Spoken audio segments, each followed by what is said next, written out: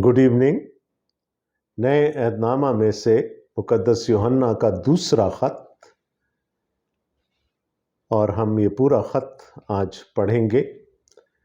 The second epistle of John from the new testament, and we will be going through the entire epistle this evening. तो आइए देखते हैं खुदावंद के कलाम में क्या लिखा है। मुझ बुजुर्ग की तरफ से उस बरगुज़ीदा बीबी और उसके फर्जंदों के नाम जिनसे मैं उस सच्चाई के सबब से सच्ची मोहब्बत रखता हूँ जो हम में कायम रहती है और अबद तक हमारे साथ रहेगी। और सिर्फ मैं ही नहीं बल्कि वो सब भी मोहब्बत रखते हैं जो हक से वाकिफ़ हैं। खुदा बाप और बाप के बेटे यीशु मसीह की तरफ से फजल और रहम और इत्मीनान, सच्चाई और मोहब्बत समेत हमारे शामिल हाल रहेंगे। मैं बहुत खुश हुआ कि मैंने तेरे बाज़ लड़कों को उस हुक्म के मुताबिक जो हमें बाप की तरफ से मिला था हकीकत में चलते हुए पाया। अब ऐ बीबी, मैं तुझे कोई नया हुक्म नहीं बल्कि वही जो शुरू से हमारे पास है लिखता और तुझसे मिन्नत करके कहता हूँ कि आओ हम एक दूसरे से मोहब्बत रखें। और मोहब्बत यह है कि हम उसके हुक्मों पर चलें। ये वही हुक्म है जो तुमने शुरू से सुना है कि तुम्हें इस पर चलना चाहिए, क्योंकि बहुत से ऐसे गुमराह करने वाले दुनिया में निकल खड़े हुए हैं जो यीशु मसीह के मुजस्सम होकर आने का इकरार नहीं करते। गुमराह करने वाला और मुखालिफ मसीह यही है। अपनी बाबत खबरदार रहो ताकि जो मेहनत हमने की है वो तुम्हारे सबब से ज़ाया ना हो जाए बल्कि तुमको पूरा अजर मिले। जो कोई आगे बढ़ जाता है और मसीह की तालीम पर कायम नहीं रहता और उसके पास खुदा नहीं। जो उस तालीम पर कायम रहता है उसके पास बाप भी है और बेटा भी। अगर कोई तुम्हारे पास आए और ये तालीम ना दे तो उसे घर में आने दो और ना सलाम करो, क्योंकि जो कोई ऐसे शख्स को सलाम करता है वो उसके बुरे कामों में शरीक होता है। मुझे बहुत सी बातें तुमको लिखना है, मगर कागज़ और स्याही से लिखना नहीं चाहता, बल्कि तुम्हारे पास आने और रूबरू बातचीत करने की उम्मीद रखता हूँ ताकि तुम्हारी खुशी कामिल हो। तेरी बरगुज़ीदा बहन के लड़के तुझे सलाम कहते हैं।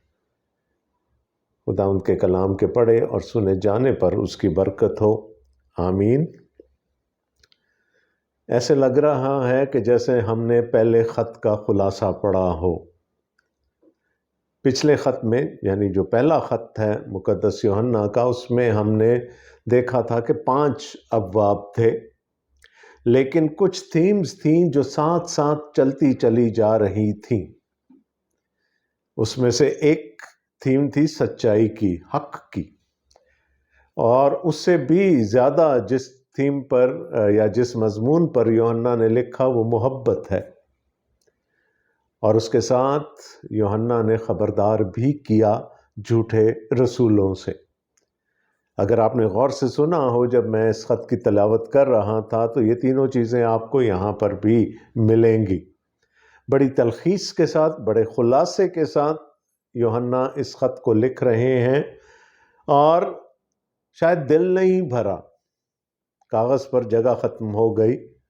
पपायरस पे लिखे जाते थे ख़त, एक शीट पर लिखा गया, जगह कम पड़ गई, तो उन्होंने आखिर में कहा कि मैं रूबरू आकर बाकी बातें तुमसे करूँगा। तो हम देखते हैं कि ये वही थीम्स हैं जो पहले ख़त में भी नज़र आई थी। और पहला ख़त जब हम देख रहे थे तो हमने उसका ताल्लुक़, और बड़ा गहरा ताल्लुक़ और रिश्ता, मुकद्दस यूहन्ना के इंजीली बयान से देखा था। और यहाँ पर हमें वही बात फिर से नज़र आएगी। इसके अलावा चंद अल्फाज हैं, चंद तराकीब हैं जिनको यूहन्ना बार बार दोहराते हैं, वो भी हमारे सामने आएंगी। अब इस ख़त के शुरू में वो अपने आप को बुजुर्ग कहकर मुखातिब करते हैं, और यकीनन जिस वक्त उन्होंने ये ख़त लिखा होगा वो जिस्मानी तौर पर भी बुजुर्ग होंगे। He must have been an old man by then. لیکن جب یہاں پر وہ بزرگ کی بات کرتے ہیں تو انگریزی تراجم میں اس کو ایلڈر کہا گیا، یعنی وہ جو کلیسیا کا انتظام چلانے والا ہے۔ تو چاہے ہم اس کا کوئی بھی مطلب دیکھ لیں، وہ اپنے آپ کو کیا کہلوانا پسند کرتے ہیں؟ مجھ بزرگ کی طرف سے، چاہے میں عہدے کی وجہ سے بزرگ ہوں یا عمر کی وجہ سے بزرگ ہوں، میں تمہیں لکھ رہا ہوں۔ اور کس کو لکھ رہے ہیں وہ یہ خط؟ اس برگزیدہ بی بی اور اس کے فرزندوں کے نام جن سے میں اس سچائی کے سبب سے سچی محبت رکھتا ہوں جو ہم میں قائم رہتی ہے اور ابد تک ہمارے ساتھ رہے گی۔ اب بہت ریسرچ کی گئی کہ یہ برگزیدہ بی بی کون ہے، اور اس کے لیے جو لفظ استعمال کیا گیا وہ کوریوس ہے، یونانی کا لفظ برگزیدہ کے لیے جو یہاں پر استعمال ہوا وہ کوریوس ہے، اور کوریوس وہ لفظ ہے جو جب ہم اس کو میسکولن کے طور پر لکھتے ہیں تو پھر یہ ہمیں یہ لفظ خدا کے لیے استعمال ہوا، خداوند کے لیے استعمال ہوا، ہا کوریوس دی لارڈ۔ لیکن یہاں یہ فیمنن کے طور پر یہ لفظ استعمال ہوا، اور اس برگزیدہ بی بی کے یعنی اس بی بی کے لیے، کسی خاتون کے لیے یہ استعمال ہوا ہے، اور اس پہ بہت زیادہ لمبی بحث ہو چکی ہے، ڈیبیٹ ہو چکی ہے کہ اس خاتون کی آئیڈینٹی کیا ہے۔ بہت سارے مفسرین کا یہ خیال ہے کہ یہ کسی خاص کلیسیا کو لکھا گیا، برگزیدہ بی بی اور اس کے فرزندوں کے نام۔ یاد رہے کہ جب ہم مقدس یوحنا کے انجیلی بیان کا مطالعہ کرتے ہیں تو وہاں پر جب عورت کا لفظ آتا ہے تو اکثر اس کا اشارہ کلیسیا کی طرف ہوتا ہے، اور جان کیلوین نے کہا تھا کہ اگر خدا ہمارا باپ ہے تو پھر کلیسیا ہماری ماں ہے۔ تو یہ بی بی یا عورت یا لیڈی کی اصطلاح کلیسیا کے لیے بھی استعمال ہوتی ہے۔ اب یہ یونیورسل چرچ کے لیے بھی استعمال ہو سکتی ہے اور ایک چھوٹی سی کلیسیائی جماعت کے لیے بھی ہو سکتی ہے۔ ہم جانتے ہیں کہ یوحنا رسول جو تھے وہ بہت ساری، کم از کم 7 کلیسیاؤں کے بارے میں تو ہم جانتے ہیں، اور شاید اس سے بھی کچھ زیادہ کلیسیاؤں کا انتظام سنبھالتے تھے، اور ان کے لیے ہر وقت ہر جگہ پر رہنا ممکن نہیں ہوتا تھا، تو غالباً وہ کسی ایک خاص مقام پر ایک خاص کلیسیا میں ہیں، لیکن کچھ ایسی بات ہوئی ہے جس کے بارے میں دوسروں کو اطلاع دینا ضروری ہے، دوسروں کو خبردار کرنا ضروری ہے، تو انہوں نے کسی اور ایک کلیسیا کے لیے یہ خط لکھا، برگزیدہ بی بی اور اس کے فرزندوں کے لیے۔ اب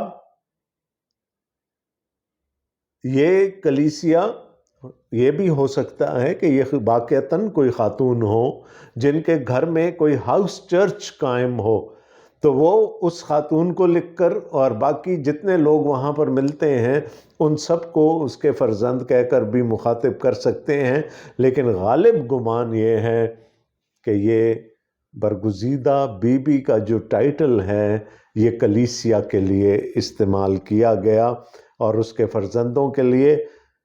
اور کون سی کلیسیا کے لیے؟ جس فرزندوں کے نام جن سے میں اس سچائی کے سبب سے سچی محبت رکھتا ہوں جو ہم میں قائم رہتی ہے اور ابد تک ہمارے ساتھ رہے گی۔ محبت کا رشتہ ہے، اور محبت کس بنیاد پر کھڑی ہے؟ اس ایک سچائی پر جس پر ہمارا مشترکہ ایمان ہے۔ خداوند یسوع مسیح نے مقدس یوحنا کے ہی انجیلی بیان میں کہا تھا، اور تم سچائی سے واقف ہو گئے اور سچائی تم کو آزاد کرے گی۔ تو ہمیں جوڑنے والی ایک سچائی ہے۔ ہمارا جو ایک رشتہ ہے کلیسیا کے اراکین کا آپس میں، اس کی بنیاد ایک حقیقت پر رکھے ہے۔ جب پطرس رسول نے یہ اقرار کیا تھا کہ تو زندہ خدا کا بیٹا مسیح ہے، تو خداوند یسوع مسیح نے کہا تو پطرس ہے، تو پتھر ہے، لیکن میں اس پتھر پر جو تیرے منہ سے ابھی بات نکلی ہے، اس پر اپنی کلیسیا کو قائم کروں گا۔ اور وہ بات کیا تھی کہ خداوند یسوع مسیح زندہ خدا کا بیٹا ہے۔ یہ وہ سچائی ہے، یہ وہ ایمان کا رشتہ ہے جو ہم سب کو ایک ڈور سے باندھ دیتا ہے۔ تو یوحنا رسول کیا کہہ رہے ہیں کہ میں اس کلیسیا کو لکھ رہا ہوں جس کلیسیا سے میں سچی محبت کرتا ہوں، اور یہ سچی محبت ایسے ہی نہیں ہے، اس کی بنیاد اس سچائی پر ہے، اس ایمان کی اکائی پر ہے جو ہم سب میں مشترک ہے۔ یاد رہے یہ وہی شاگرد ہے جو خود یہ اقرار کرتا تھا کہ خداوند یسوع مسیح اس سے سب سے زیادہ محبت رکھتے ہیں۔ اب یہ ایک خاص کلیسیا کو یہ کہہ رہا ہے کہ میں تم سے سچی محبت رکھتا ہوں، اور صرف میں ہی نہیں بلکہ وہ سب بھی محبت رکھتے ہیں جو حق سے واقف ہے۔ یعنی جتنے لوگ اس سچائی سے بندھے ہوئے ہیں، جتنے لوگ اس ایمان کی ڈور سے بندھے ہوئے ہیں، انہوں نے کہا وہ بھی تم سے محبت رکھتے ہیں۔ تو کلیسیا کو آپس میں کیا چیز باندھتی ہے؟ ہماری ایک دوسرے کے لیے محبت، اور اس محبت کی بنیاد کیا ہے؟ وہ مشترکہ ایمان، اور وہ ایمان کس چٹان پر کھڑا ہے؟ وہ اس سچائی کی چٹان پر کھڑا ہے کہ خداوند یسوع مسیح ہی خدا کا بیٹا ہے۔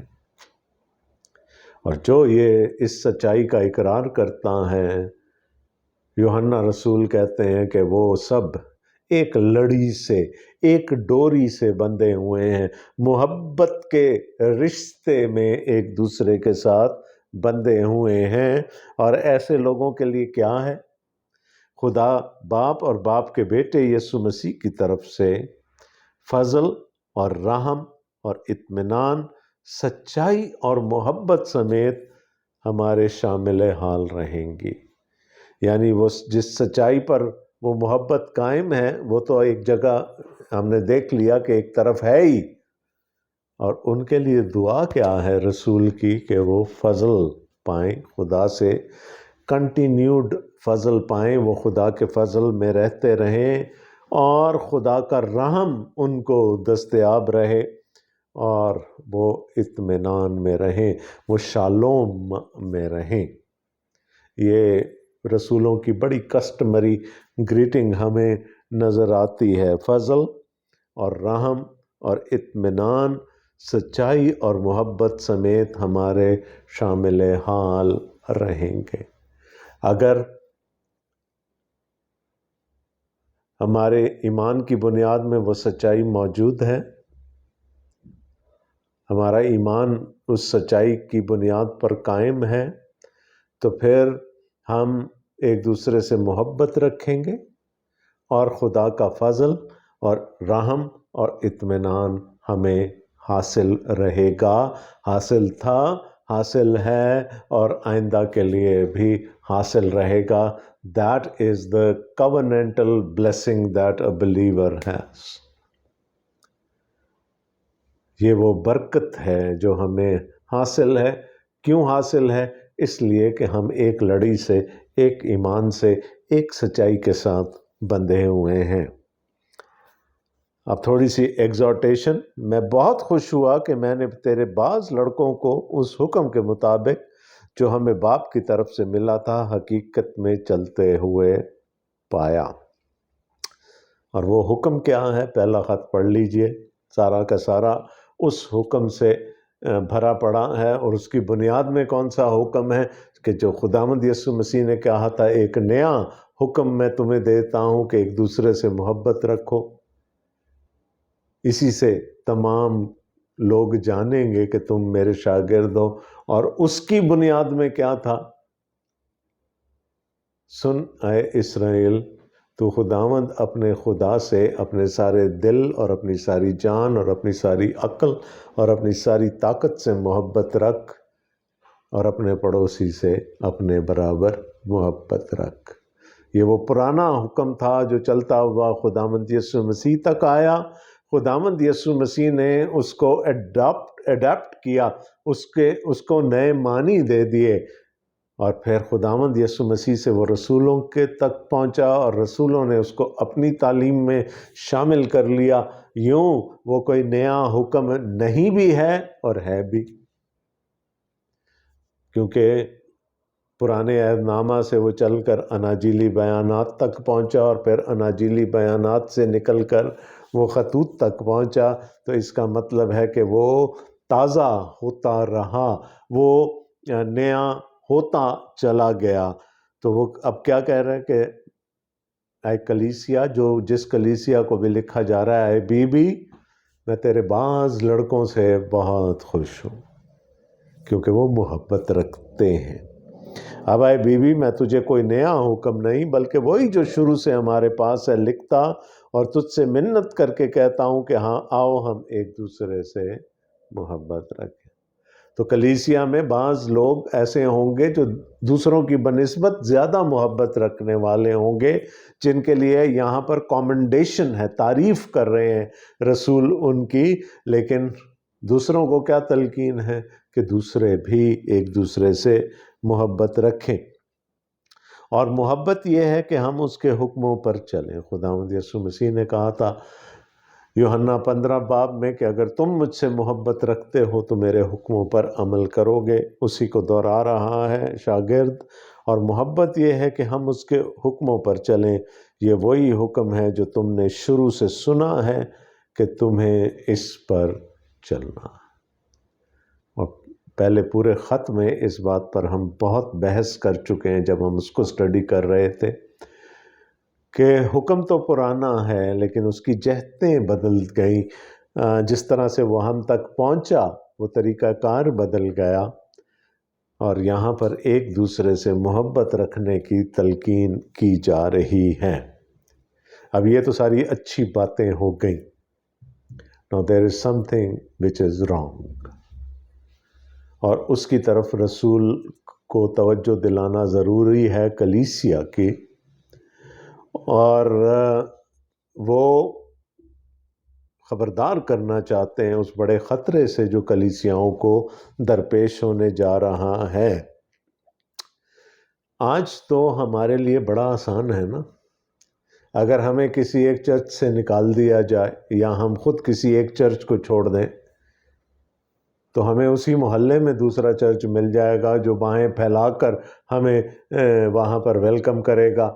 نہ نکالنے والوں نے ہم سے کوئی سوال کیا ہوگا یا جہاں سے ہم خود نکل کر آئے ہیں، نہ انہوں نے ہم کوئی ذمہ داری کا ثبوت دینا ہے، نہ انہوں نے کسی قسم کی ذمہ داری کا ثبوت دینا ہے۔ جو ہمیں ایکسیپٹ کرتے ہیں ان کے لیے ان کے کلیسیا کی تعداد بڑھ رہی ہے۔ تو آج تو بڑا آسان ہے کہ ایک کلیسیا سے آپ نکلے اور دوسری کلیسیا کے اراکین بن گئے، لیکن اس زمانے میں ایسا نہیں تھا، اتنے زیادہ چرچز نہیں تھے۔ ہو سکتا ہے کسی پورے ایک شہر میں ایک چرچ ہوتا، اور وہ چرچ بھی لوگوں کے گھروں میں تھے، لوگ گھروں میں ملا کرتے تھے۔ تو اگر کوئی چرچ سے نکالا جاتا تھا تو this would have been a major thing. اب وہ کہاں جائیں گے؟ اب کچھ ایسی ہی سچویشن ہوئی ہے جس کی طرف رسول توجہ دلا رہے ہیں، کیونکہ بہت سے ایسے گمراہ کرنے والے دنیا میں نکل کھڑے ہوئے ہیں جو یسوع مسیح کے مجسم ہو کر آنے کا اقرار نہیں کرتے۔ گمراہ کرنے والا اور مخالف مسیح یہی ہے۔ یعنی کیا ہوا جہاں شاید یوحنا رسول اس وقت بیسڈ ہیں، وہاں سے کچھ ایسے لوگوں کو چرچ سے نکال دیا گیا جو ایک بدعت پھیلا رہے تھے، ایک غلط تعلیم دے رہے تھے، جو ایک ہیرسی جو کریٹ کر کے بیٹھے ہوئے تھے۔ اب ان کے تو شہر میں کوئی دوسرا چرچ ہے نہیں کہ وہ وہاں چلے جائیں، اور وہ جھوٹے نبی ہیں، مخالف مسیح ہیں، تو کیا کریں گے؟ وہ جا کر دوسرے چرچز کو دوسرے شہروں میں انفلٹریٹ کرنے کی کوشش کریں گے، اور اپنی غلط تعلیم کو، جس کی وجہ سے وہ ایک جگہ سے نکالے گئے ہیں، دوسری جگہ پھیلانے کی کوشش کریں گے۔ تو کیا ہوا؟ رسول خبردار کر رہے ہیں کہ نکل کھڑے ہوئے ہیں، اور اس سے پہلے کہ وہ تم تک پہنچے میں تمہیں خبردار کرنا چاہتا ہوں۔ یہ کون لوگ ہیں؟ پہلی بات کیا کہ یہ یسوع مسیح کے مجسم ہو کر آنے کا اقرار نہیں کرتے، خداوند یسوع مسیح کی بشریت پر ایمان نہیں رکھتے، انکارنیشن پہ بلیو نہیں کرتے۔ اور یہ تو ہمارے ایمان کی بنیاد ہے نا۔ کتنی دیر لگائی تھی یوحنا نے اپنا انجیلی بیان تحریر کرتے ہوئے یہ بات ہمیں سکھانے کے لیے؟ انہوں نے کہا ابتدا میں کلام تھا، کلام خدا کے ساتھ تھا، اور کلام خدا تھا۔ یہی ابتدا میں خدا کے ساتھ تھا، اور اس کلام کی چند خواص گنا دینے کے بعد 14ویں آیت میں انہوں نے کہہ دیا اور کلام مجسم ہوا۔ That is the hardcore fact۔ یہ عقیدہ ہے ہمارا، یہ وہ ڈاکٹرن ہے، یہ وہ سچائی ہے جس کو ہم پکڑ کر کھڑے ہیں، لیکن کچھ لوگ یہ رسول کے مطابق اس سچائی سے منحرف ہو چکے ہیں، اور اب وہ دوسروں کو بھی اپنے پیچھے لگانے کی کوشش کرتے ہیں۔ بدعتیں بہت تیزی سے پھیلا کرتی ہیں، اور وہ کون ہیں؟ یہ پھیلانے والوں کو کیا لقب دے رہے ہیں؟ رسول گمراہ کرنے والا اور مخالف مسیح یہی ہے۔ ہم جانتے ہیں کہ مخالف مسیح ہر دور میں ہوں گے، لیکن ایک مخالف مسیح ایسا ہوگا جو خداوند یسوع مسیح کی دوسری آمد سے پہلے برپا ہوگا، اور وہ بہت بڑے پیمانے پر ہوگا، وہ قوموں کو گمراہ کرنے والا ہوگا۔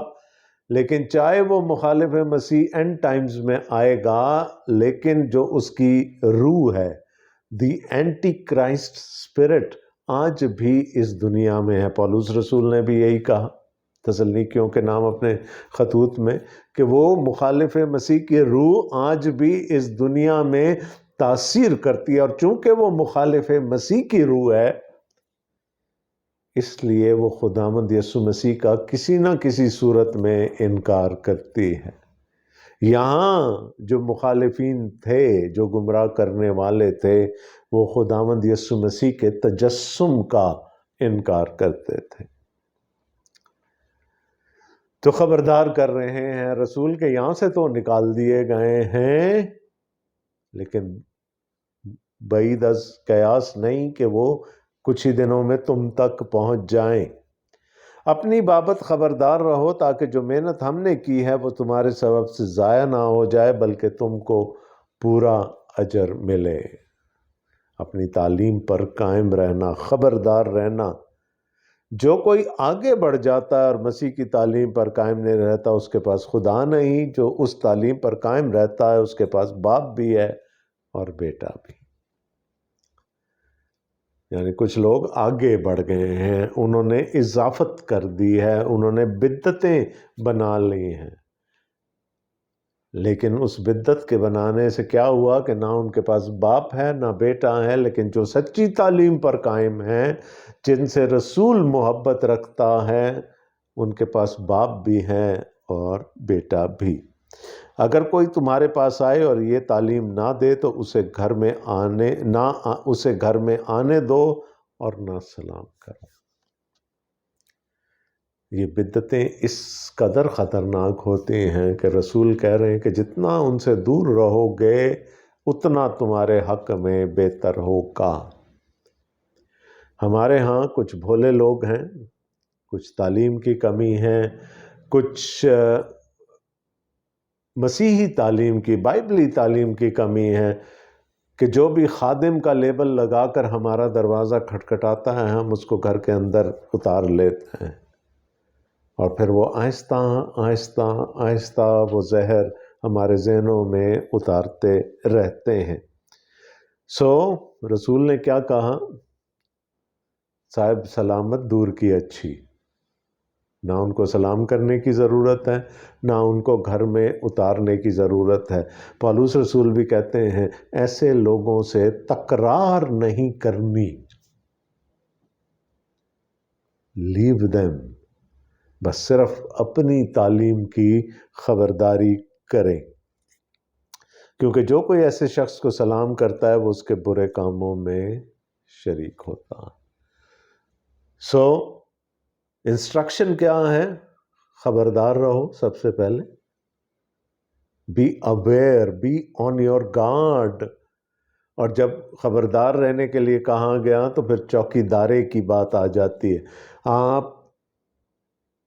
چوکی دار جو ہے وہ جاگتا رہتا ہے، ہوشیار رہتا ہے، اسی طرح رسول بھی کہہ رہے ہیں پھر جاگتے رہو، ہوشیار رہو، کیونکہ وہ لوگ آئیں گے، وہ تعلیم لے کر آئیں گے، لیکن تمہیں اپنی تعلیم پر قائم رہنا ہے، اور ایسے لوگوں کے ساتھ تیسری بات یہ ہے کہ ایسوسیٹ بھی نہیں کرنا، اسٹے اوے فرام دیم، وہ کہتے ہیں نا at an arms distance, keep them at an arms distance, ان سے زیادہ قربت کا تعلق بنانے کی ضرورت نہیں ہے، اور نہ ہی ان سے کسی قسم کی تکرار میں یا بحث میں یا مباحثے میں پھنسنے کی ضرورت ہے، کیونکہ وہ مخالف، ان کے اندر مخالف مسیح کی روح ہے، وہ کبھی بھی آپ کی دلیلوں سے قائل نہیں ہوں گے۔